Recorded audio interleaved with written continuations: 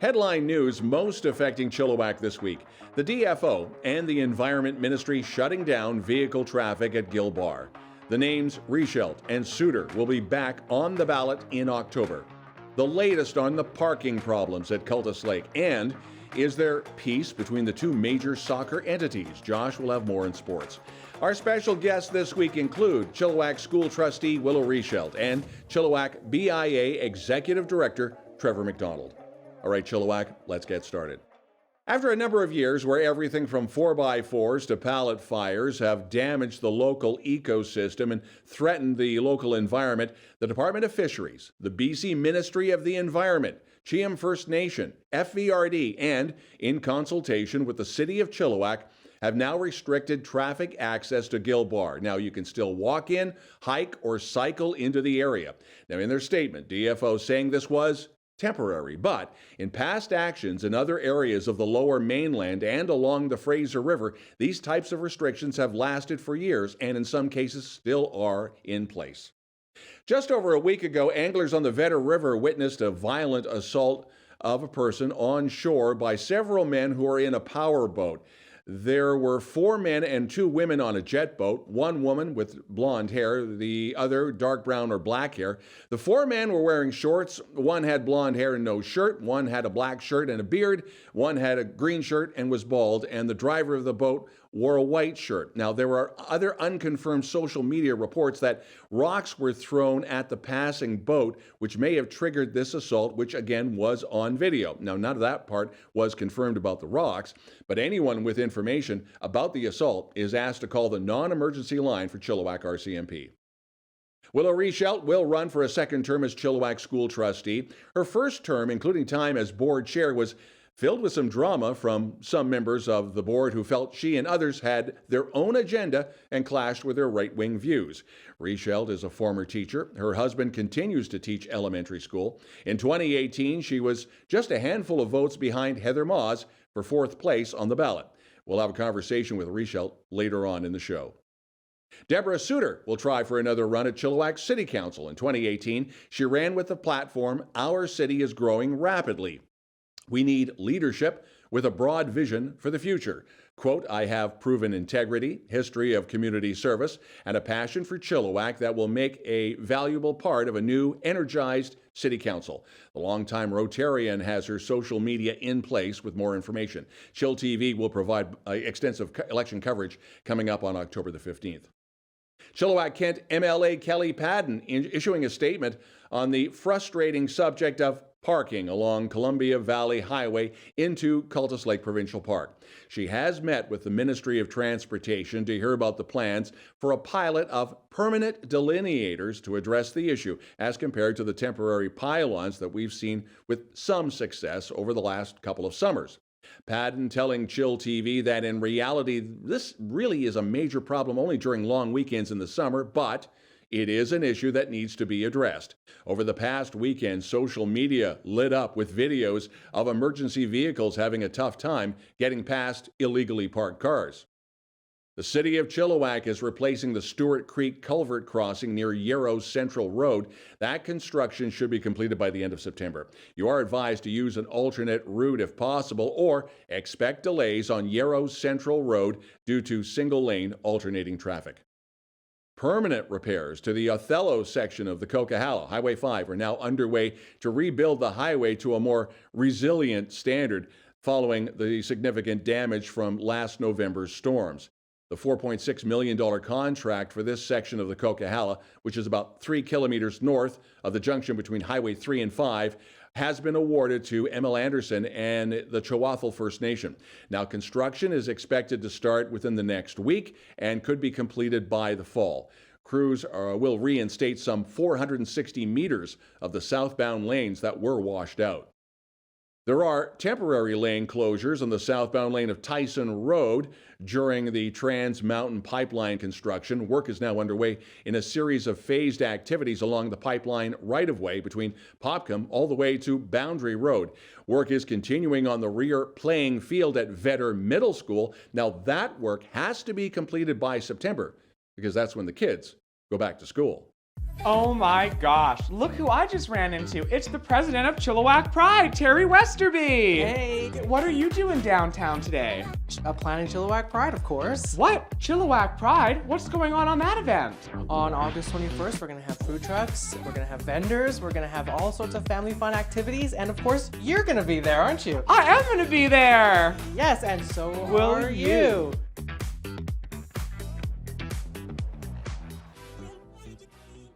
Last week, Ahmed Hussein, the federal minister of Housing and Diversity and Inclusion, and Chilliwack Mayor Ken Popoff announcing a federal investment of over $10 million through the National Housing Co-Investment Fund. This will support the creation of 18 new units for victims of gender-based violence, including 50 beds for women and children fleeing gender-based violence in Chilliwack.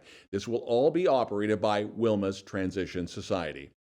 The demauling of Chilliwack Mall continues. Arnie Nichols has been documenting the contraction and construction on social media. All the mall doors, they are now closed. The set of doors by Sport Chek are now closed. Now Sport Chek has new outside entrances. And the old liquor store, well, it's still open. You have to use their outside entrance until they move literally across the parking lot. The 150th edition of the Chilliwack Fair underway. Default opens the show tonight. The rodeo is back. 4-H will have all of their displays as well, and the show runs until Sunday at Heritage Park. She is back for Christmas. Chilliwack and now New York City trumpet virtuoso Bria Skonberg will be playing the Chilliwack Cultural Center on Friday, December the 23rd, and yes, tickets are now available. Cultus Lake Park Main Beach movie night in the park, and that is back on Friday, 9 o'clock, free to the public. Bring your chairs and snacks to Main Beach to catch the feature film. It'll be Jungle Book, the live action version. While Party in the Park won't happen this year, a series of Saturday concerts in August will take place at the Central Community Park downtown off of Mill and Victoria. BIA Executive Director Trevor McDonald will be joining us with the details, and after that, our conversation with Willow Reichelt, and then Josh with sports.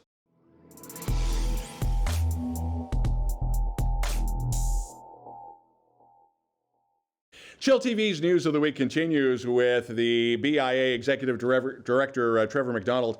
It has been a long time coming, but we have live concerts back downtown, and every Saturday from 1 to 7, correct me on the time here. So we've got shows throughout August. Trevor, what can we look forward to? This had to take a lot of work to put everything together in such a short period of time.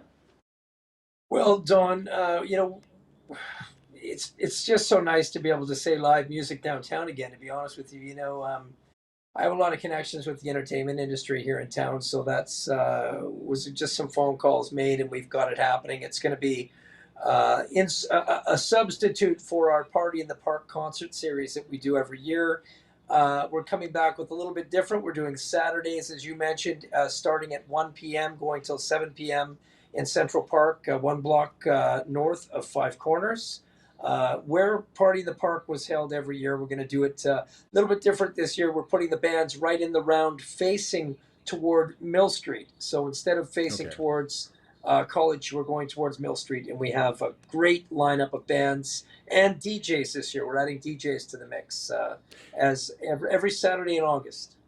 Yeah, we've got everybody from, I guess, Judy Tuesday to Teos to that one, I think it's the 3rd Saturday in August, where we've got all the DJs. So this is going to be a ton of fun. And not just that, but we've got food and more food. Well, we've invited food trucks to join us up in the top area there where the food trucks go every year for Party in the Park. We're not charging them. We're just saying to come on down and be a part of it. It's a great atmosphere, basically just a traffic driver to downtown, but we want to get our musicians working again. And we thought that after the success of the car show, which saw close to 20,000 people downtown, we're getting into event season here. We have Pride, we have the Mural Fest, we have this great concert series. So there's lots to see and do downtown.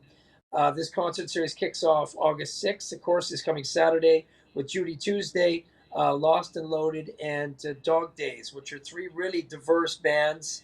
I just come on down. It's a free show, and it's live music. What we want you to do is go maybe grab a meal somewhere at one of our local dining establishments downtown, maybe Harvest. whatever.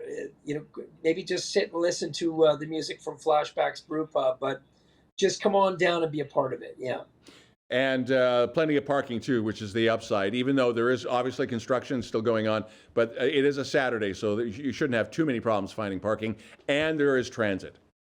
These are first world problems. When parking becomes a problem downtown, that means we're doing our job down here. There's lots of improvements happening with the Paramount project and some other things that are being re-and-read down here, but there's always parking. I always tell this story. My wife and I, whenever we go to White Rock, or we kind of added into the equation that we're going to have to park a ways away and just make it part of the experience. Just you're getting to the concert site is half the fun. And we've got lots of stores you can visit on the way. So, one thing, and we have to mention this. You and I were at a private function last week at Rendezvous. Tip of the hat to the crew at Rendezvous. But this week was the actual date. Our beloved real Mayor Harold, who works for you, is actually 60, and he looks good at it. He looks good at 60. I assume he's going to be at the concerts. We celebrated Harold's 60th birthday last week. That's right. Thank you for coming down to be a part of that. And the mayor of Chilliwack was there to celebrate the unofficial mayor, which I thought was beautiful. But Harold is 22 years here at the downtown BAA, and quite honestly, Don, I worked for Harold. It's not the other way around. Proud to be in his presence, and I mentioned it that night at the dinner that I don't know anybody else who wakes up every morning with such a shining light of positivity. He's grateful for everything and everybody, and we should all take a lesson from Harold. I know I'm not the most positive guy every day, but Harold makes it easy for me to change my station, so to speak, and gets me on a positive side every day. I love that. And getting back to the concerts, I know full well that you and I are going to be doing a lot of Facebook Live and a lot of social media to get people out there. Trevor McDonald, again, a big thank you. We will talk again soon. Over 450 places for you to come down and visit here in downtown Chilliwack, Don. And I know you're in the heart of downtown, so thank you for always waving the flag, man. All right. And you're watching Chill TV's News of the Week.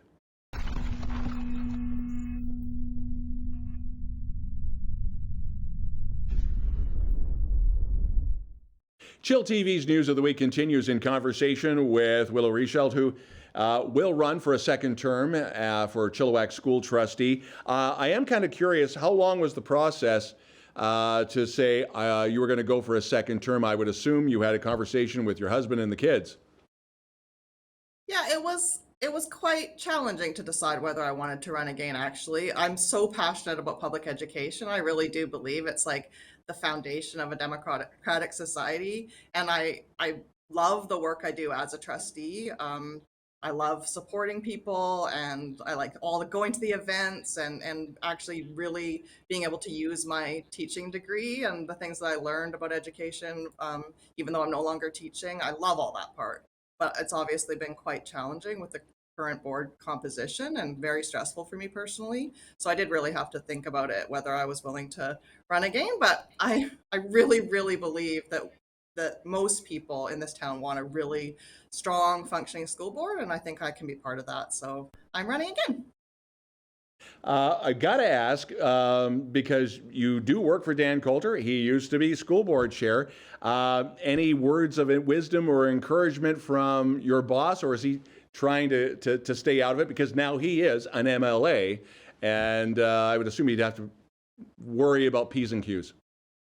Yeah, I mean, obviously he's supports me as a person, as a friend, but we try to keep the two things a little bit separate. And my work, of course, at the MLA office is nonpartisan, so I just help constituents with if they need help navigating government systems, and then help get the word out about what the government is doing and what Dan's doing, help him with his events and stuff like that. So yeah, we don't, obviously we talk because we're friends as well, but yeah, we're not trying to bring the two types of politics together too much.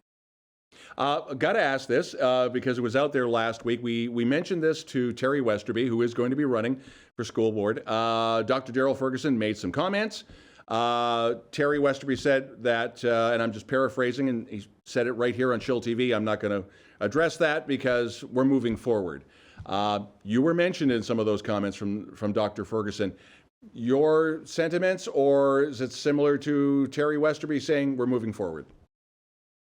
Well, I mean, I would really like to, for the most part during my campaign, really focus on the positive work that the board has done. I'm really proud of our strategic plan that we've worked on. I'm really proud of all of the work we have done towards making a more inclusive school district.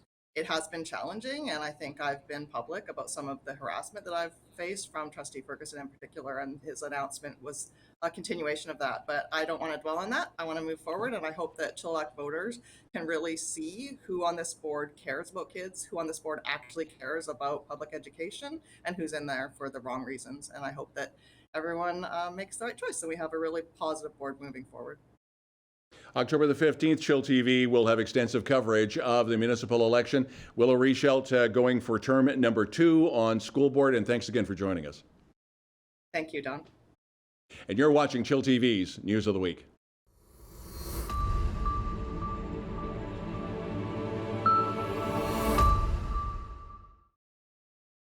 How's it going, everyone? Josh back here with you once again. We're in with sports again. That's what we do. It's the sports segment. We cover the sports. Let's just jump into it. The 14-year-old kids of Chilliwack, they're kind of on a roll right now. I don't know if you had noticed. Okay, last month, Chilliwack FC's U15 girls Div 1 team, the Chilliwack Attack, won the provincial championships and are actually currently in England training with English Premier League teams, which is insane. Like, that's just wild. And then this past week, Chilliwack's U15 boys won the BC Minor Baseball Bantam AAA Provincial Championships, beating Richmond 1-0 in the finals. I actually had a chance to talk to coaches Rob McLachlan and Colin Currie earlier today to get their details on the epic victory. We are very pleased to be joined today by the coaches of the Chilliwack U15 Cougars AAA Bantam baseball team, Colin Currie and Rob McLachlan. Gentlemen, thank you so much for taking the time to join me. Thanks for having us. Yeah, thanks for having us. So, your boys have had, first of all, quite a season. We'll get to that in just a moment. Let's talk about this past weekend here. Provincial champions. How did that come together for you guys, for the team? Sounds pretty good, eh? Yeah. Rolls off the tongue nice, yeah. Well, for me, this is my second year with the core group. There was about 7 returning players from last year's team that didn't make provincials by 0.04 of a run. Wow. Yeah, and so they were a pretty hungry and determined group, and so we've been training for about, since October with this group. Wow. And then, it kind of just came in and worked out at the right time. Mm-hmm. So this weekend you played a team you guys were telling me beforehand that you've played before. Yeah. You kind of matched up against them before Richmond. Yeah. How did the game go? You mentioned a couple really clutch performances. It was pretty amazing. We had our best pitcher on the mound, Ian Vanderpool, pitched a complete game, 7 innings. In a 1-0 game against a team. That's pressure. It was pressure. Huge. Who we've played. I think we played them 6 times before the final. Mm-hmm. So we had our top guy on there, and then Eli Robinson with a massive RBI for us to get us that 1 run, and they closed it out. And from I think it was the 4th inning out. Yeah, 4th inning. We scored the only run in the 4th inning, and the hit came with 2 strikes and 2 out. So it was pretty nerve-wracking. And then you're just hanging on to the finish at that point, right? Yeah. Like, man. And so, these guys now, this isn't the end of the road. They've got now national qualifying coming up this weekend, yes? Correct. Okay, so what does that look like, and where does that potentially go? So we play the Victoria Mariners first. Previously, when we played them, we lost 3-2 in a tournament. Mm-hmm. And they're a higher level team kind of than you guys a little bit? Technically, yeah. Okay. So there's 2 Bantam AAA leagues. One's a PBL, one's BC Minor. Okay. And then at the end of the year, they compete for to go to national championships. Yeah. So... we've competed with these teams. We've played all the teams in pretty well the PBL, and we've either won or competed really close to them. So you guys feel pretty good then about your chances? A lot of teams maybe haven't played some of these higher level teams. So you guys might have an advantage coming in. For sure. We've talked, both Colin and I and our other associate coaches, Liam Campbell and Steve Horner. We've said that we will put this group up against anybody. We believe in them that much. They've competed their butts off all year. There's no other group that we would want to go out there with. Wow. For sure. So where are nationals this year? Nationals are in Saskatoon, Saskatchewan. All right, so we'll hopefully see you guys there. Before we close up here, I want to talk. You guys mentioned this team has been on quite a journey. Whether they, some of them have been together quite a long time. I think you were saying since they were about 10 years old, even. Yeah, they were playing. I would say a good 5-6 of them have been playing since Mosquito, and then up through Pee Wee, and then here we are into Bantam. So. It's been quite the ride for sure. Yeah, and what is it like a season in this league? Like where does the league run, and what's the travel like? So we travel everywhere from Vancouver Island all the way into the interior. We have 44 league games. Oh my goodness! Total with tournament so far, we've played roughly 80 games. These guys are 14, 15 years old. Man. So it's a lot of baseball, and it's a lot of commitment, not just for the players, but the parents themselves getting them there and all that sort of stuff. You guys must be just immensely proud of them. Super proud. All of them, from the kids, like Colin was talking about, to the parents, grandparents that are there supporting every weekend. They put on a phenomenal show for our provincials this weekend down at Fairfield. It was amazing. Amazing. And hopefully the best is yet to come, right? Hopefully. I think you guys got a pretty good shot if your guys' confidence is on the money, which it's not been wrong so far. So thank you guys so much for joining us. Thanks for I really appreciate it. Best of luck in nationals, and fingers crossed you're on your way to Saskatchewan. Cool. Doesn't everyone want to spend their summer in Saskatchewan? Come on. All right, we're gonna go back to me with the rest of sports. Thanks a lot, guys. Thank you. Thanks a lot, guys, for coming by the studio. Such a pleasure talking to you. And congrats again to those U15 boys. Unbelievable job. All right, let's jump into the rest of sports for today. And we're going to go to local soccer, where Troy Flannery, technical director for Chilliwack FC, and Chief Derek Epp, the board chair for Chiacton FC, have issued a joint statement that affirms their mutual cooperation to increase participation and access to high-quality soccer training here in Chilliwack, with their goal being 5,000 members across all levels of play. For reference, currently there are 1,500 players registered for both teams across Chilliwack, and so it's certainly an ambitious goal, but given that Chilliwack's a community of about 100,000 people now, both teams stated that they feel like this is a attainable goal as well. Both organizations also stress that they are going to be player-centric and focus on increasing access and player development through collaboration. A Q&A session will be coming up on August the 8th at Chiacton Hall to answer questions from players and parents. Last Saturday at Vetter Middle School, a roller hockey game was played out in the hot sun. Now, normally, you might advise against such rigorous physical activity in the extreme heat, but this wasn't just any game. It was a tribute game, played by friends and family and supported by Sham Source for Sports in memory of Marcus Schouten, who passed away in May at the tender age of 18. The family are asking for donations to Canuck Place, whose staff took amazing care of Marcus in his final days. The Valley Huskers' first road trip of the year was a disappointing loss to the West Shore Rebels, 38-17. The Huskers are now 1-1 on the season and returned to Exhibition Stadium here in Chilliwack for a Saturday night tilt on the 6th against the perennial BC FC powerhouse, the Langley Rams. The Rams are the reigning Canadian National champions, but have actually started the year 0-2, and so they will be hungry for a victory. The Huskers are going to have their horns full. See, because they're the Rams. I thought that was funny. The Chilliwack Mustangs year-end awards, that's the lacrosse year-end awards, were handed out this past weekend, with some of the highlights being Rookie of the Year, Jonah Olson, Player of the Year, Levi Crooks, and Coach of the Year, Jay Taylor. But I want to shout out a very special young man who I've known since he was this tall.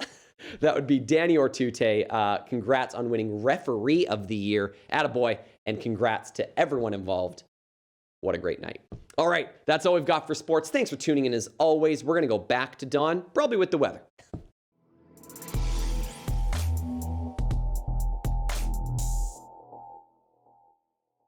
chillTV weather after last week's heat wave. We've had a breather. And for the Chilliwack Fair, guess what? We're back to near 30-degree heat for the weekend. If you'd like to participate in reporting news in Chilliwack and you have a story you think we should know about, you can always send us a note to news@chilltv.ca. We'd love to hear from you. That's the news this week. I'm Don Lehn.